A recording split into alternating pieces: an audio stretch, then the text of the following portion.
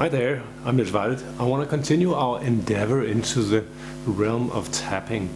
Today I'm going to talk a little bit about the pentatonic scale. You may already know that this scale only consists of 5 notes, and we have a few different options as to what we can do with those 5 notes. Let me just go through the scale real quick so that you can hear the sound.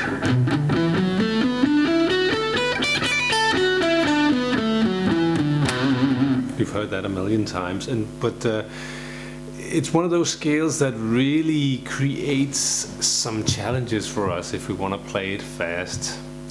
And some people do play it fast, and in many cases you create some patterns with using 3 notes per string instead, and you know, using alternate picking. The problem with it's not a problem, but the case with that, what that creates is kind of some annoying patterns, I think, that moves very much this way. And since it was only 5 notes and the intervals are larger than in the major scale, minor scale, it creates these annoying patterns, in my opinion. And if you want to make use of more than one pattern, they're kind of annoying to move in and out of, I think. And so there's some other possibilities. You can pretty much use the same pattern, but using tapping and then kick the tempo into Cobra Turbo again, playing really fast. Of course you get another sound than with the pick, but I think that you get some really cool patterns and easy patterns, and you can play some really fast stuff, and also with some of the ideas anyway, do some stuff that you might not do with the alternate picking technique. So one thing is, one of the options is using, again, 3 note per string, but what I do is I skip a string, and then I tap 1 note with this hand instead. And this is really cool, and you can play it extremely fast up and down. The other option is using 2 fingers on this hand and then playing the old standard idea, the old pattern in the fretting hand, and then just using 2 fingers on the other hand.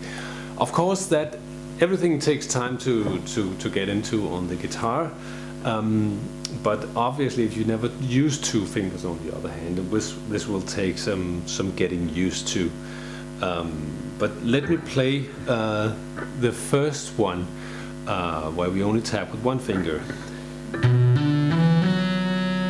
That's the first one, and you can see I use 3 notes per string on this hand, tap 1 note with the other one.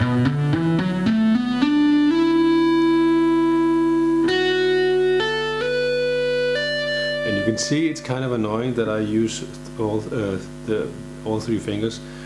That's just my way of doing it. Let me just do it the standard way. I use either you can use the index finger or the long finger.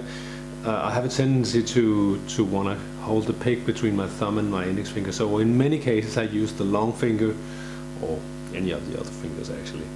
So, but if you don't want to do that, you can, hide the pick between the fingers and then use the index finger if that's what you want to do.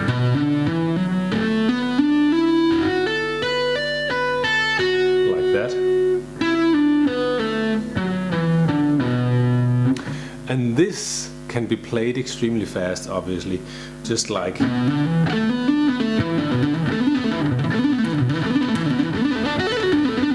And that's, but here we skip a note. If I do it this way, just the legato way, and I skip every other string. But when we do one tapping, tap 1 note in between, we get the full scale and can still play it extremely fast.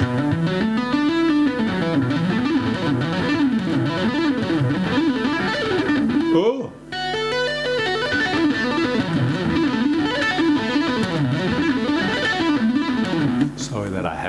drilling this a lot, but this is just to show you some ideas if you want to take this to the next step. It's really easy to take it up the tempo. Ah, for fuck's sake.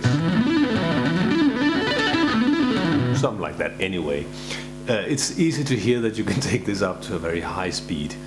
The other way, as I explained before, is that I play this this pattern.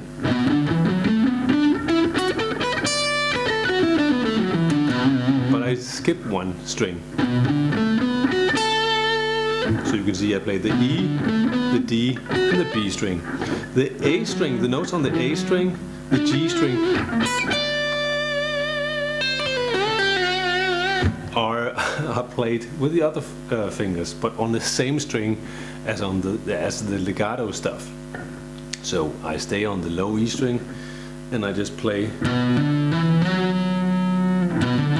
these two notes. I tap them here and I continue that idea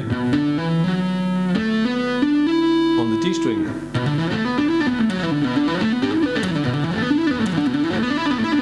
And what I really like about this is that I can turn things around. I think it's a little bit more flexible when I do it with two fingers here. Of course, it will take some drilling to get two fingers going on the tapping hand. And when I get up here, I even use the pinky for that. But if you can also just use the ring finger if that's what you've been doing. That's up to you. No need to make it harder than it already is. Whoops. Oops.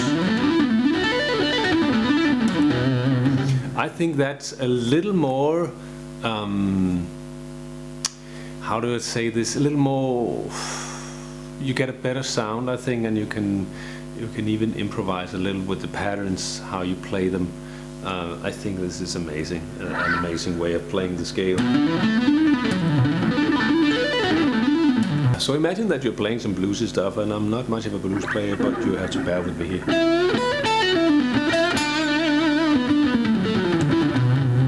And then you don't play anything at all fast.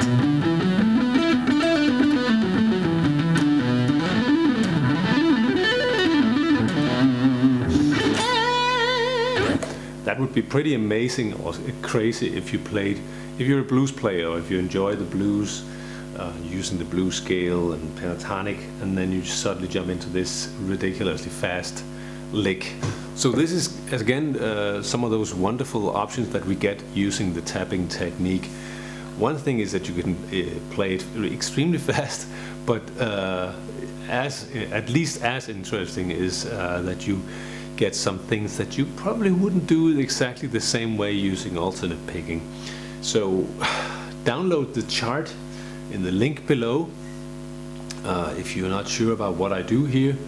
So download that and do some experimenting with this and try to play around with it using it for the scales and see what it kind of makes you do when you just use this technique. Because as I also said in some of the other videos about tapping, is that each technique has some pros and cons, and each technique sort of makes you do some stuff and makes you play in a certain way. So I think it can be very inspiring and fun to use different techniques.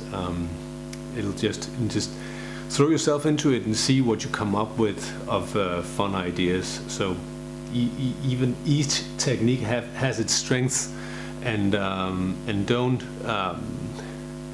just see tapping as a way of playing fast, because of course tapping can give us that advantage, but it certainly also has a lot of other pros, I think, like playing in ways that you wouldn't be doing using the alternate picking, and of course it also has another sound.